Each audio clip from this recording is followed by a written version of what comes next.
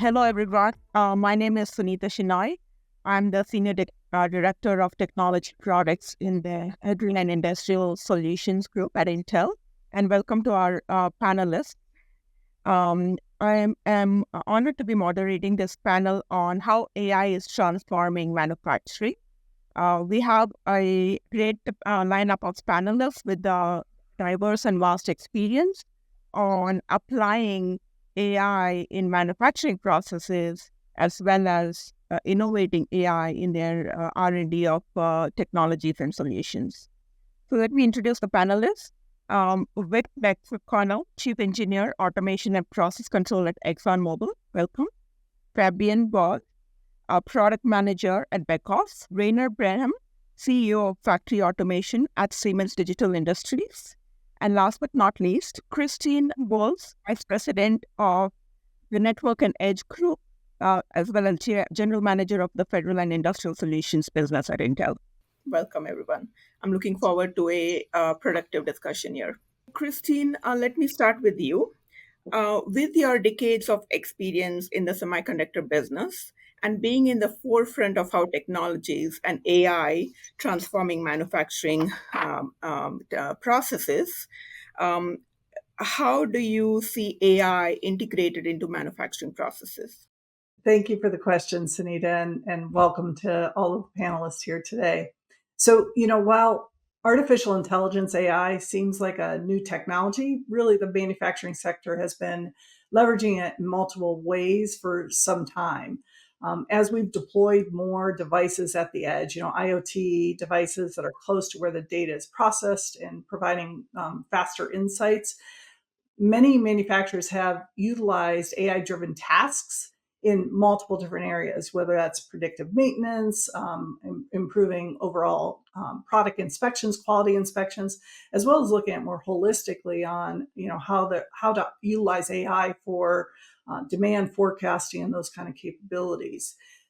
And now, more recently with the discussions and the innovations around generative AI, manufacturers are also looking at how they might have more novel outputs in utilizing, generative AI in the handling of complex scenarios.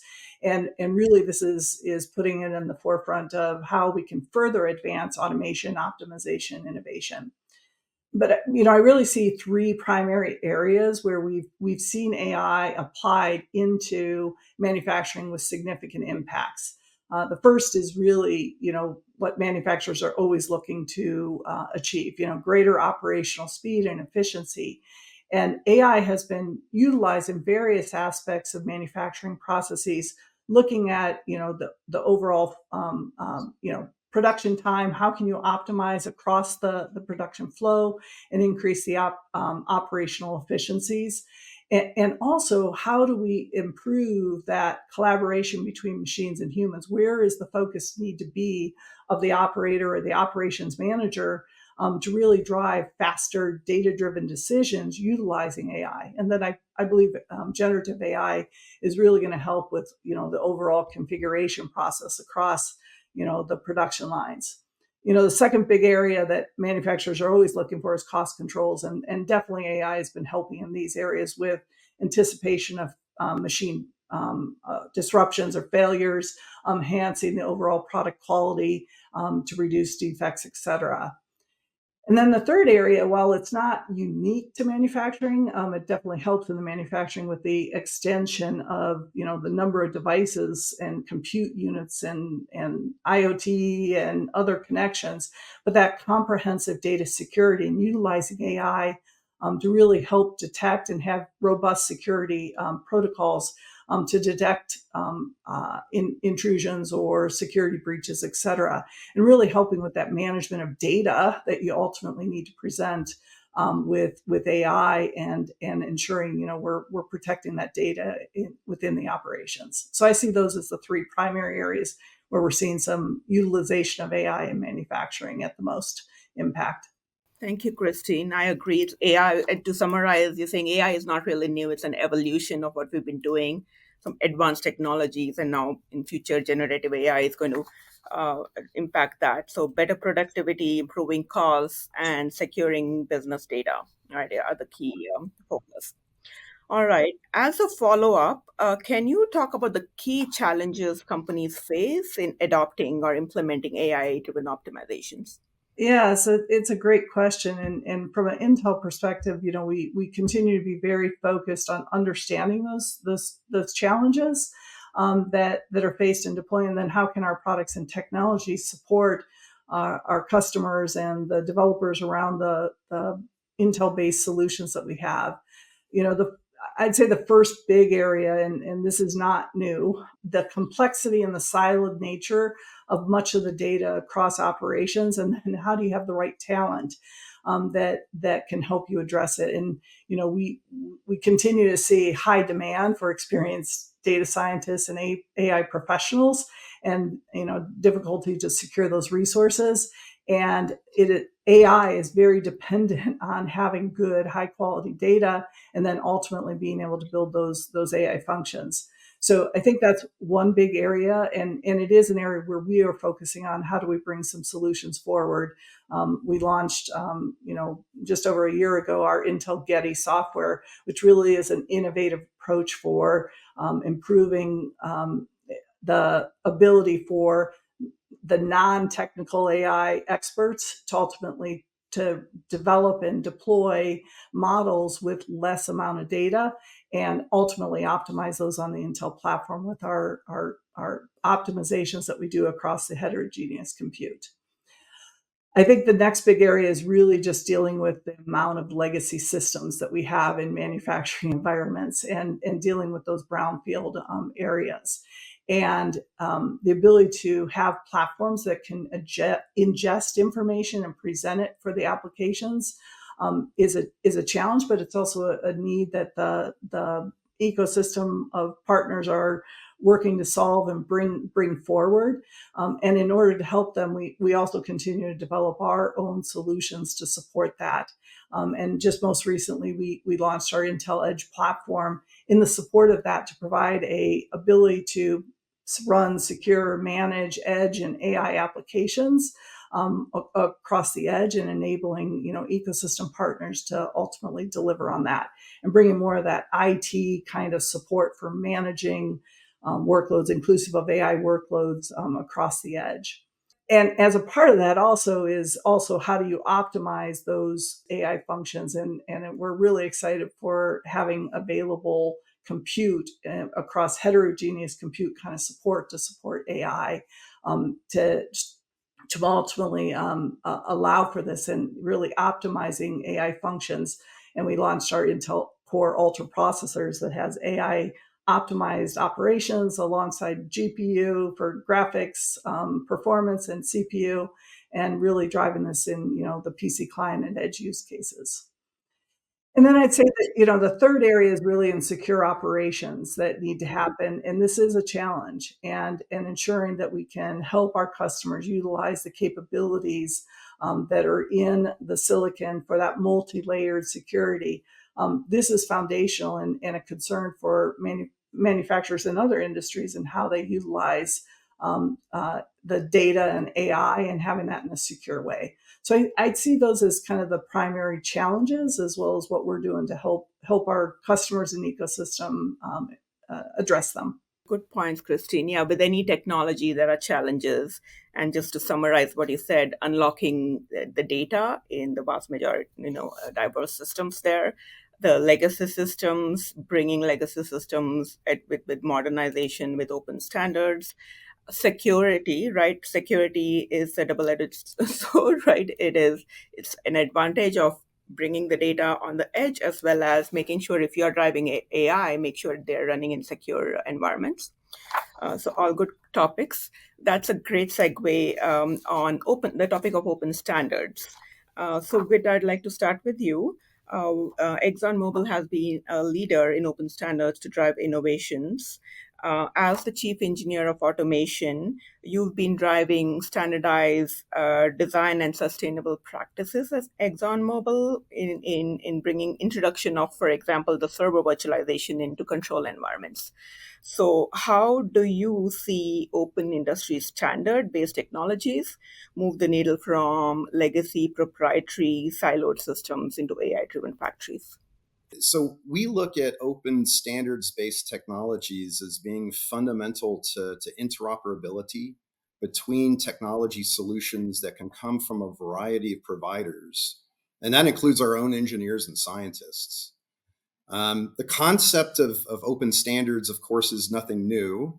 So similar to AI, we're not dealing with something new here, but it is becoming more important as technology continues to evolve. In my space, the process control world, communication standards like Modbus and OPC have been allowing us to connect disparate systems together.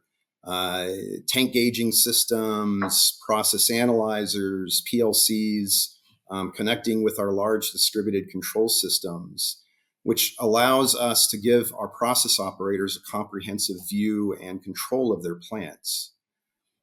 Those communication protocols have also allowed us to integrate in a rudimentary fashion applications like process historians, some of our advanced controls and real-time optimizers that run at Purdue Model Level 3 are using those to connect in. Those communication standards have been difficult to configure and maintain over time. And in the earlier days of my career, when I did real work, integrating those systems together using a protocol like OPC could be a challenge. So much so that we used to call OPC, "Oh, please communicate," because it didn't happen all the time. In fact, it almost never happened when you were trying to connect two systems you'd never communicated before. And so there was an awful lot of troubleshooting and engineering to finally get two things to start talking together in a way that was acceptable. And if you think about it, it reminds me of the 2000s in the computer world when we had plug and play. You'll remember those words. And in those early days, we also called that plug and pray because, again, it didn't always work. So if you fast forward to today and consider how things have changed, the systems are ever so much more capable, much more data rich, much more complex. And so those simple communication protocols are no longer sufficient to deliver the interoperability that's necessary without a significant amount of engineering time and effort. And it's just not affordable, and they're not scalable anymore. When we think about AI and digitalization for a corporation, the real value is being able to integrate across the corporation, right? Take disparate data sources and bring them together in combinations that you've never done before, and using artificial intelligence to have at that data and deliver new insights and new value is incredible. By its nature, no one vendor can deliver everything that's necessary to capture that enormous value. So interoperability is a must. As AI becomes more commonplace across the technology stack, from process control to planning and scheduling to predictive maintenance, effortless interoperability, wouldn't that be nice, between vendor solutions is critical to allow us to deploy integrated multi-vendor solutions at scale. We just absolutely have to have that. Because we recognize that, we've been advocating consistently for open standards, as you mentioned, Sunita. And we really are looking to not be confined to any particular vendor's ecosystem when we're looking at technology solutions. And you see us talking about this in various areas like open process automation, if you've heard what we're trying to do in that space.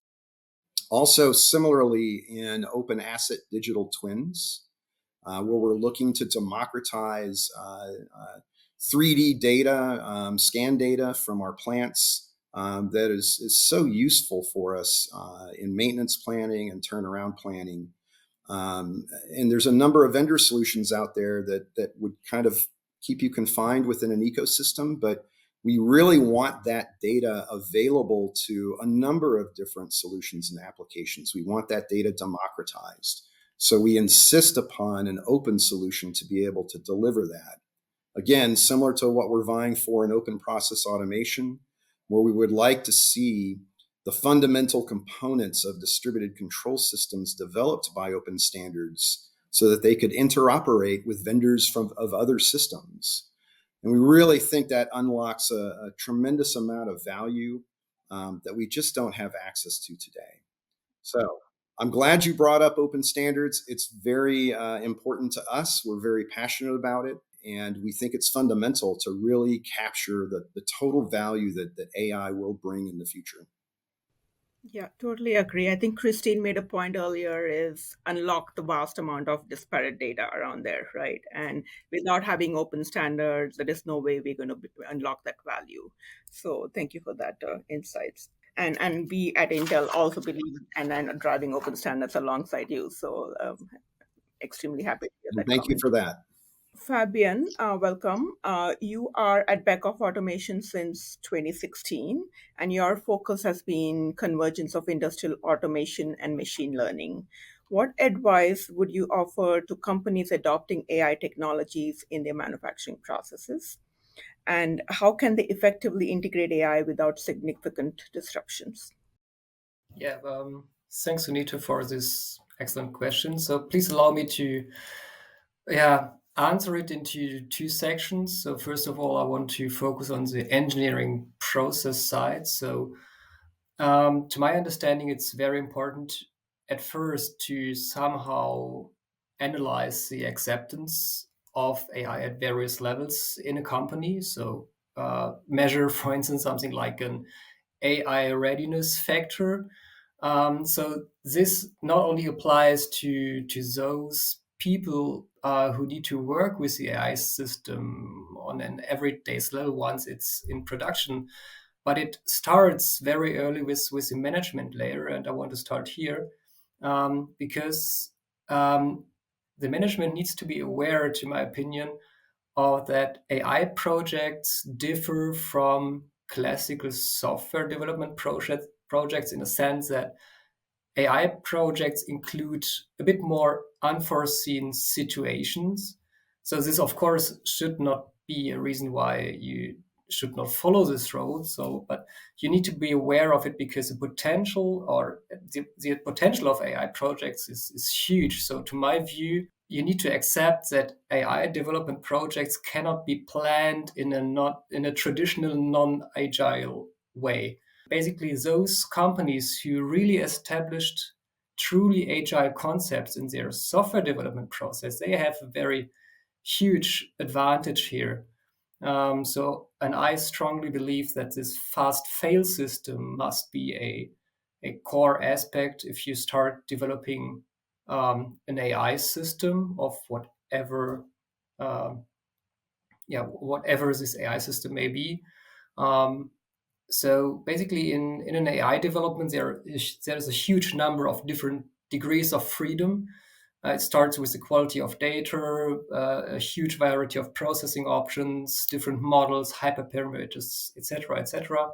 And what we've learned so far is that more often the quality of the data at the very beginning is very crucial if the project is going to production or or not. To come back to your question, my advice would be define the project's goals very precisely and make them measurable, and then reduce those goals to the essential component and prototype this in a very quick sprint. So get your data ready and just work with the data in a defined time slot. The aim here is to find out if the available data has the quality to potentially fulfill this business case. And then quickly also identify hurdles that you may tackle. And after an evaluation of this sprint, then you should go into a larger and, of course, agile development project. And the other side of things is more not the process, the development process, but the technology that you use. To my opinion, AI is a very powerful method that stretches the current limits of automation. So I believe AI is a method that can achieve many things in the automation world. And of course, my standpoint from an automation supplier point of view is I want to encourage everyone to see AI in manufacturing as a component really of the automation system itself. That means that use industrial proven hardware, industrial proven interfaces, industrial proven software stacks when it comes to the production ready system. So of course, rapid prototyping on some development boards and some quick Python code, all good. But in the end, the AI system that, to my opinion, is a part of the automation system itself needs to operate 24/7 along with the PLC. And so this is basically where Beckhoff is working on. So we work on integration concepts and products that really integrate AI into the PC-based control system, so also into the PLC, to have everything then running on industrial proven hardware with industrial proven interfaces, and to make it really run like a charm. 24 hours, 7 days a week. That's great advice. So what you're saying is AI is not something you need to be afraid of. Integrate it into your product development.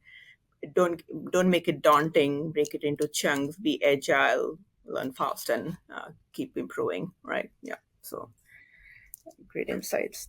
Next, I'll turn to you, Rainer. As the CEO of Factory Automation at Siemens Digital Industries, your company has a long history of bringing automation innovations to the shop floor. Can you talk about how AI influences the ideation and creation phase of product design within the manufacturing sector? And then how and instances you can share where AI has accelerated the innovation in product development? Well, yes. First of all, we are a long time in automation, but we are also very strong in the product design. So we invested early on in that area, and one of the recent acquisition was Mentor Graphic, which is now Siemens EDA, and Intel is one of our big customers. So thank you for that. But we see that AI is influencing the product design, especially on a chip level. I mean, that's one important topic where you cannot design a new chip without having AI supporting and augmenting on how you get the speed in, what is the heat dissipation. You simulate everything up front. You design the cooling system. You design how much material you might need. So all that is done in a digital world where AI is significantly helping. Furthermore, AI helps also then not only kind of helping in the classical design, but generative AI, but generative design is something very exciting in my opinion.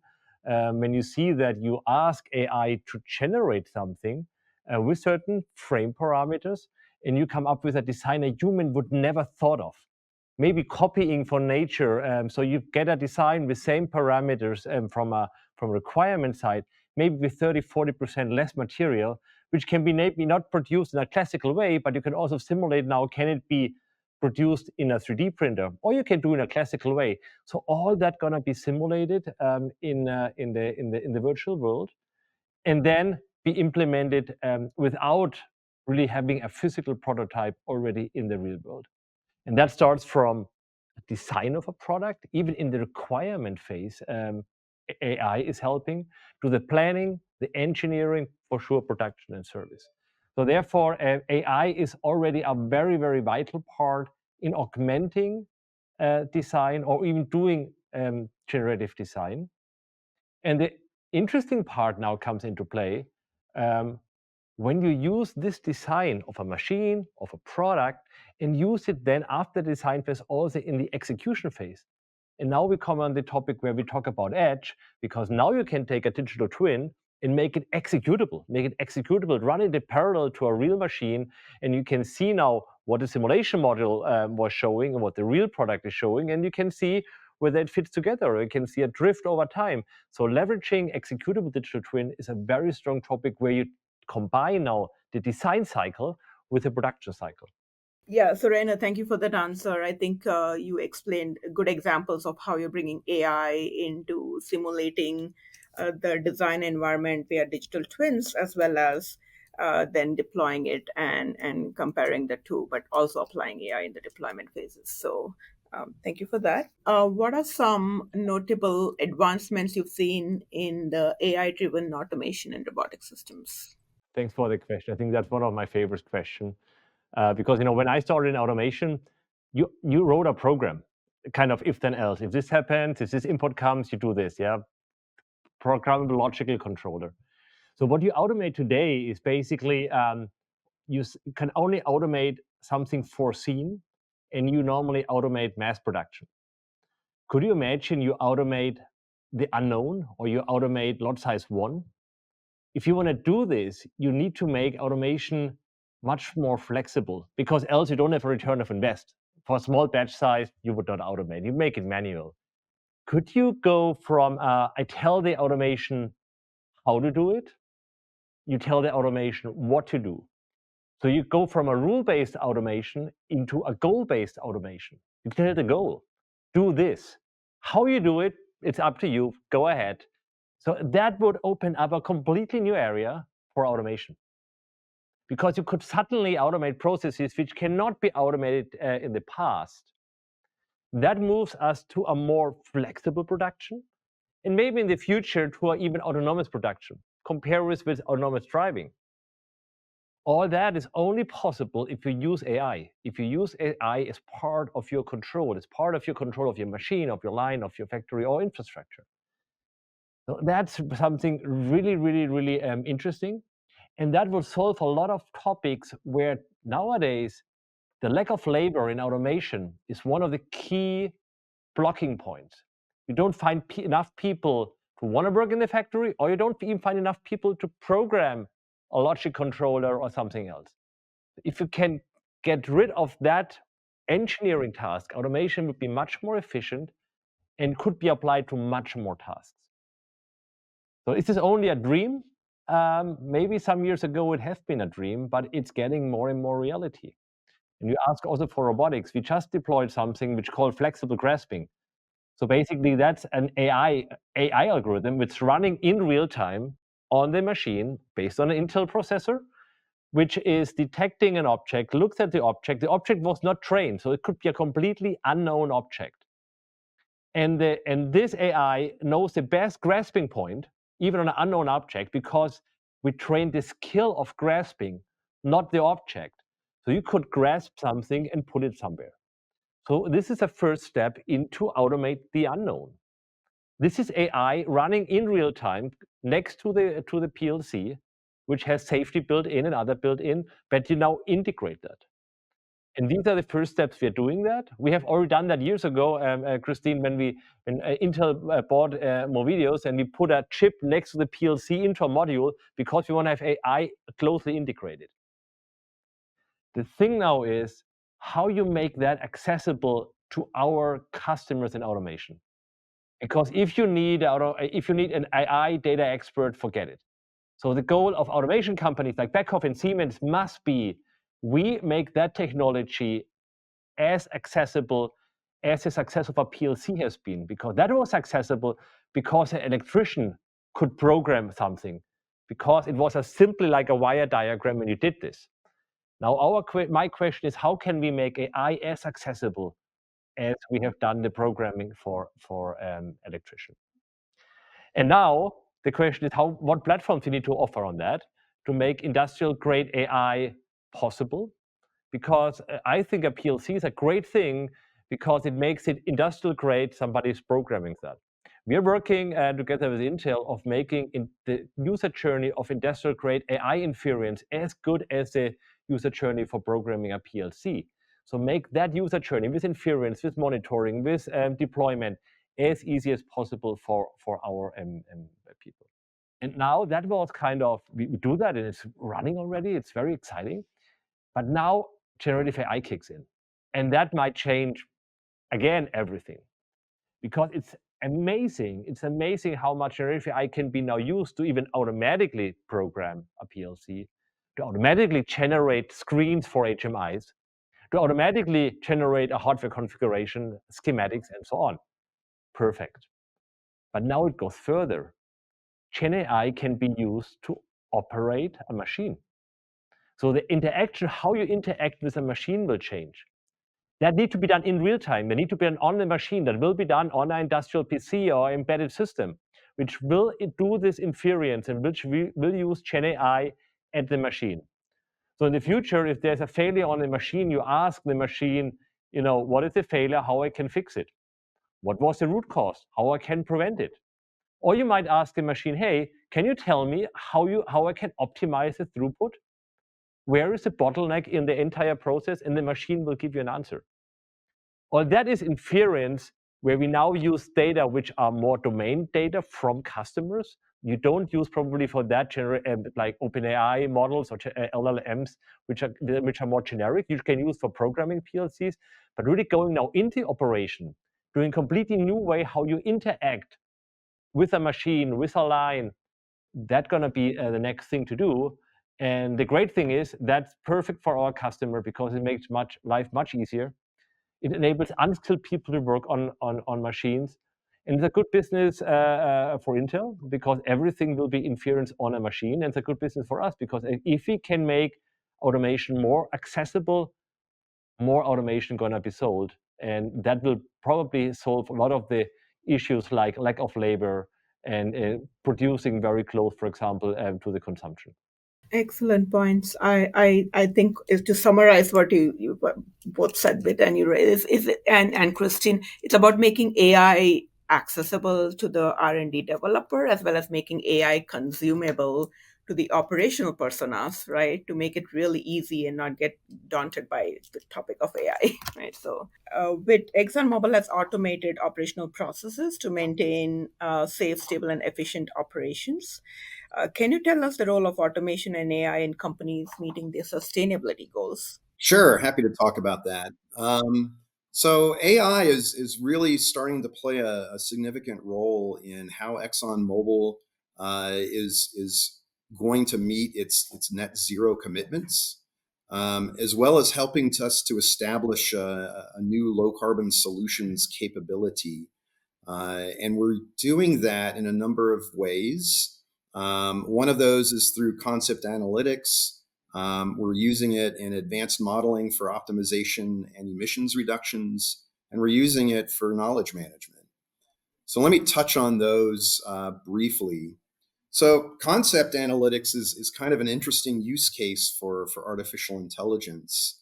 And it allows us to leverage some advanced mathematical modeling in helping us to recommend specific corporate strategies in pursuit of net zero ambitions, right?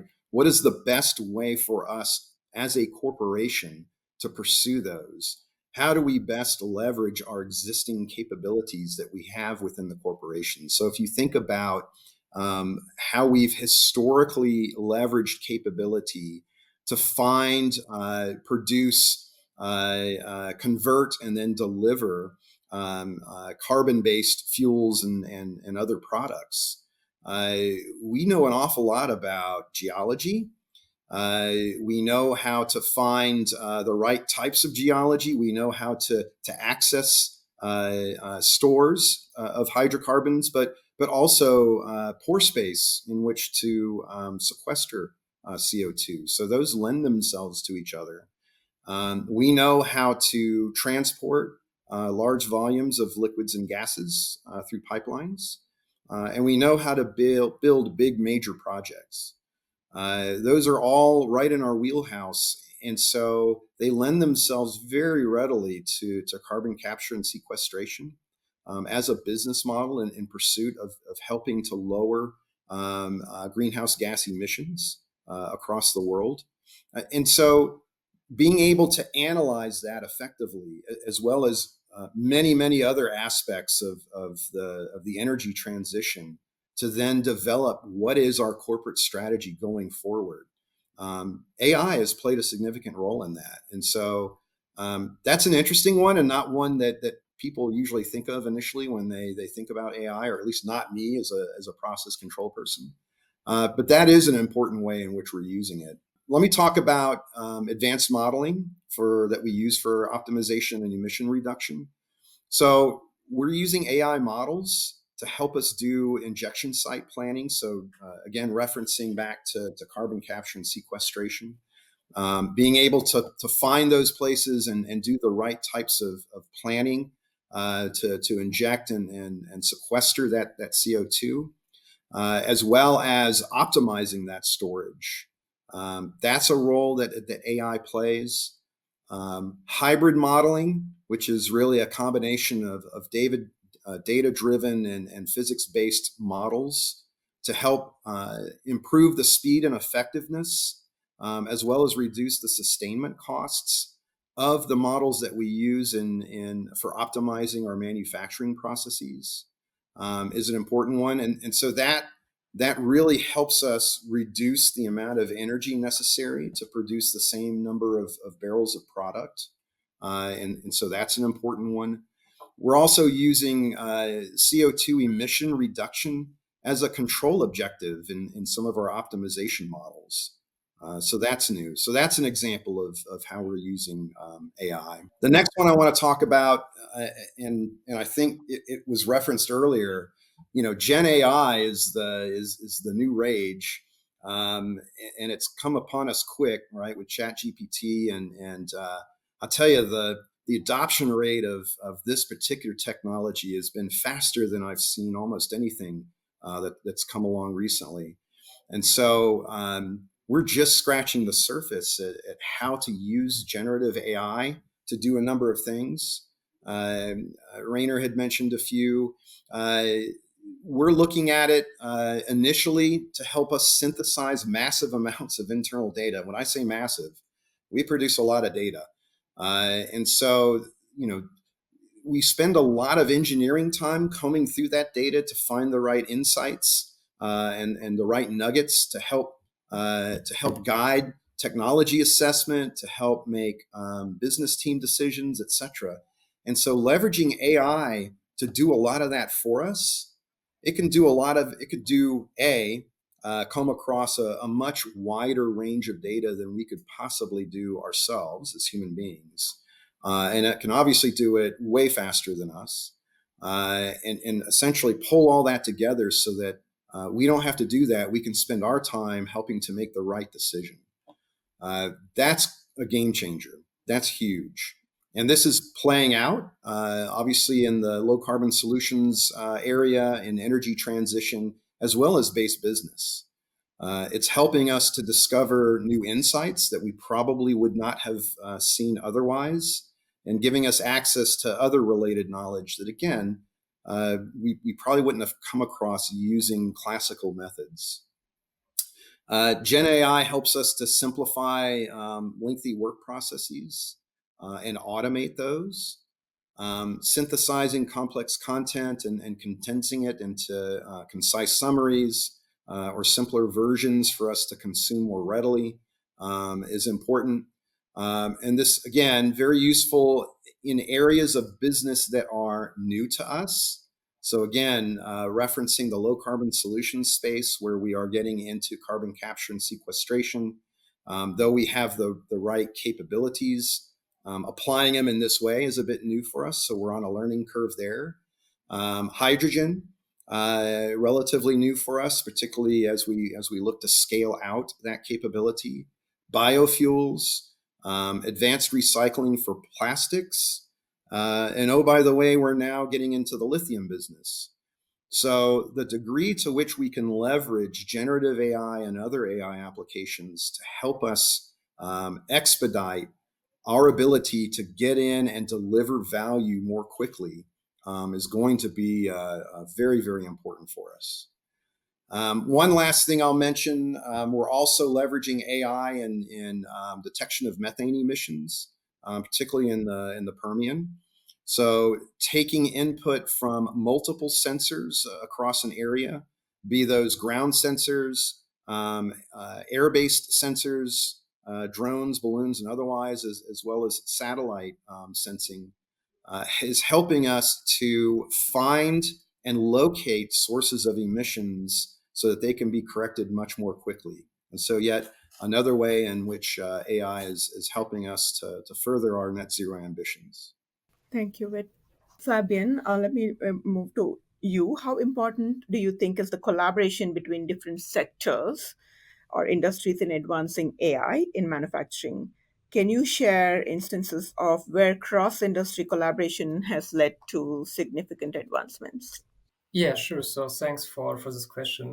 But first of all, of course, I think collaboration between different companies or sectors, industries is very essential for advancing AI's role in manufacturing because of several reasons. So, firstly, I think AI technologies, they require very domain specific knowledge and expertise, which may not be available in a very single company. So, um, collaboration between experts of various companies or industries then can leverage diverse perspectives on this development process and can, yeah, then result in a more robust AI solution or tailored solution. So, for instance, this is, to my opinion, one of the reasons why this AI consultant sector is doing so well those days. Not every company has AI experts. We have many process experts we have many automation experts, but only the bigger companies also have AI experts. And so we need to find a way we can how we can bring together those people with different kind of background. Um, and one way can be, of course, the consultant sector of AI. Um, Also, we do this not as a consultant service, but for instance, we work together with our customers when we first came out with our AI products, and so we work together um, on their challenges. So they brought the domain specific process know-how, their automation know-how. We brought in our automation and AI skills and developed something together. So it's this very early stage, and I think this still is true that many machine builders have lots of experience in mechanical design, mechatronical design, PLC programming, but not so much in AI programming. And I like to underline what Rainer said. So we need to make AI accessible to everyone. So that needs to be the overall goal, where we need to go to make it broader. Secondly, regarding cross-industry collaboration, I see strong collaborations regarding sharing of data, which is also very essential in the training process of AI models. So basically, manufacturing processes generate lots of data. And by partnering with companies in other sectors that have some complementary data sets, we can enrich our own repos of data to improve then the accuracy and the generalization of our AI models. We see this, for instance, in this movement of open sourced data sets, for instance, by BMW, the SORDI data set. It's a very enormous data set that BMW just outsourced and gave it publicly. So this is data. Please work with it. And this is only one big company who made the data accessible. And this is interesting because then you can pre-train models also on this public data sets to to gain that you, with your tailored application, you require less data and get better performance. And third, of course, the integration of AI into industrial processes is a challenge across the entire value chain and involves multiple disciplines. So beginning maybe with AI-ready hardware for our automation systems, we have a strong collaboration with Intel, in the field of processors of various kinds. So first of all, we need something to process on, and then we can build out of it an industrial PC and put on our software stack. Also, we need to collaborate on software standards and interfaces. So, for instance, Beckhoff is very active in this Onyx community to standardize the representation of AI models, to make it standardized, that you can exchange trained AI models from one software to another software, that it doesn't matter if it has been trained on software A, B, C, or need to be inferenced on software CDE. And well, then nowadays also to come to this enormous point of large language models, we need, of course, collaborations with Microsoft, with Google, and so forth to tailor their general purpose generative AI models to the needs of the automation industry. So in our case, we call this then TwinCat Chat as a software function that makes use out of this general purpose large language models, but then tailor it to specific goals in our automation framework. And just to make that a bit more clear, we see the world of generative AI as the new interface to software. Well, in former days, we used the CLI interface. Then we proceeded to use some Windows. And the future way how we will interact with software, to my opinion, is we use natural language. Thank you, Fabian. I think what you just said is collaboration. I mean, there's different domain expertise across the value chain. Bringing it all together, open standards is also a driving factor for it, right? So thank you for that insight. So we would like to end the panel with one last question for Christine. Christine, how important is it for manufacturing organizations to evolve their AI strategies to stay competitive in this rapidly and dynamically changing landscape? The importance of AI strategies, I believe, is quite reflective of this panel's conversation, from the heart of it, of the platform that it's built on, to the solutions that the companies like Siemens, Beckhoff, and others are delivering to ultimately what manufacturers need. AI is fundamental. And it really comes to the heart of we must have the ability to respond to the customer's needs with the speed and quality. And AI solutions is really changing how we do that, and doing it not only as AI, but as outlined here, with the overall system of automation and overall process, and the overall how information flows and decisions are made. And we need that AI to really allow for the understanding of what the customers need, and then ultimately manufacturers streamlining their operations to be more resilient. And it was mentioned earlier, I mean, we really are, Whit, I believe, mentioned it, we only are scratching the surface of how we can use AI, and now generative AI, to really address those needs. And we've given multiple examples here in this discussion of how AI is helping, from bringing it into the automation, from providing the ability to detect what's happening in the equipment or in the products as they're produced, or even, the mentioning of the handling of products and not being able to understand. I like to use the example of produce, and how do you handle produce? It is utilizing AI can help with it as you're automating those tasks. So AI ultimately will help address those production challenges. It's helping augment the workforce, and the many examples illustrated here in this conversation today. And ultimately, it'll help the manufacturers with their customer service, their customer response in dealing with the changes that continuously occur in the space of supply and demand that manufacturers respond to.